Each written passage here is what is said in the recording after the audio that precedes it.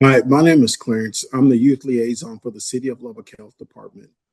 Uh, I have a success story that started back in February. I had a young man that was sleeping in his car, and one of the ladies at Littlefield ISD in the superintendent's office walked up to me and said, "Hey, I have a kid that's sleeping in the car. He can't get into the house. He's not taking a shower. He's missing school because he cannot get in the house and he's in a wheelchair." I said, "Okay." I said, "What do you need from me?" She said, "I just need you to come out and talk to him." I said, "Okay." So after that session, I got up that morning, uh, drove to Littlefield, went to the superintendent's office, met with she's an employee at the superintendent's office. Her last name is Merrifield. She's a great lady. And she told me that when I normally ask people these things, "Hey, can you help this family?" "Oh, yeah, we'll get right to you."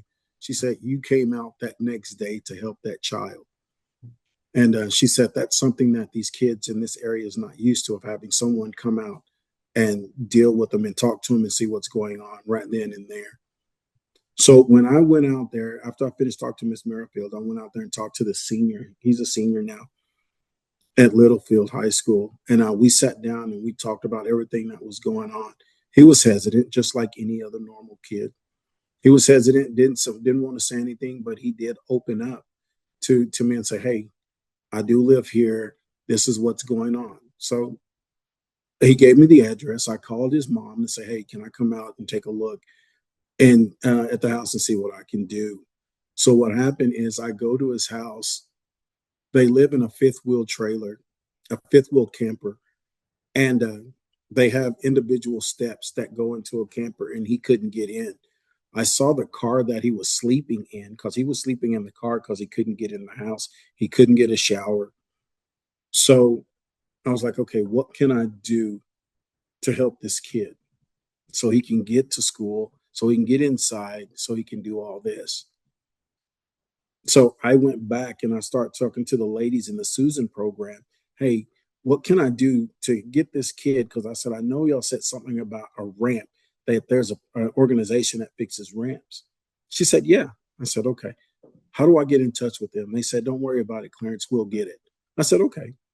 So 2 weeks into me setting up or getting with the ladies, within 2 weeks, that ramp company have already came out, put a portable ramp up so that kid can get in the house, get a shower, get changed, and everything like that. I'm like, "Wow, that is amazing."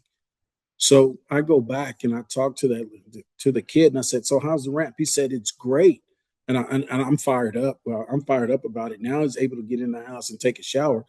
I said, "So what else do you need to be successful?" He said, "I need shoes, I need clothes, I need a backpack." And he said, "Mr. Lewis," I said, "Mama don't have any of that." And I'm like, "Okay." The reason why he asked that, mom was in and out of prison, so mom doesn't have it, because grandpa was taking care of those kids while mom was in prison. So mom just got the kids back last year when grandpa died of cancer. So mom was needing that assistance. So what I did is I came in, and all I did was come in for every about 10, 15 minutes and talk. "Hey, how's everything going?" "Everything is going great, Mr. Lewis." So we're still talking. He's telling me what's going on and what's happening in school and everything like that. So we leave again, and I come back the following week, and he said, "Mr. Lewis, this is what I need." And I'm like, "Okay, got it." So we went out again and we bought him shorts, shirts, pants, jackets, and we got him stuff that he needed, because he's in a wheelchair, and he when I was there, he was wearing the same clothes over and over and over. And when I talked to the principal, the principal's name is Coach Green, and he said, "Mr. Lewis, this kid is in his wheelchair. He wheelchairs all over town." He said, "Before you came to talk to him," he said, "he would skip leave at lunch and would not come back to school, and no one would know where he's at. And now that you're part of him and you're working with him, he's not missing school. His grades are up, and he's being successful in everything that he do." I said, "That's good." So now that his grades are up, now he's able to graduate from high school, but mom didn't have the money Mom didn't have the money to pay for cap and gown.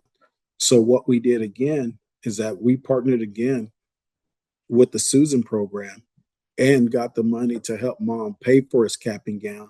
He will cross the stage on Friday, graduating, uh, passing all his classes and mastering his STAR test. And he hasn't missed any more days of school.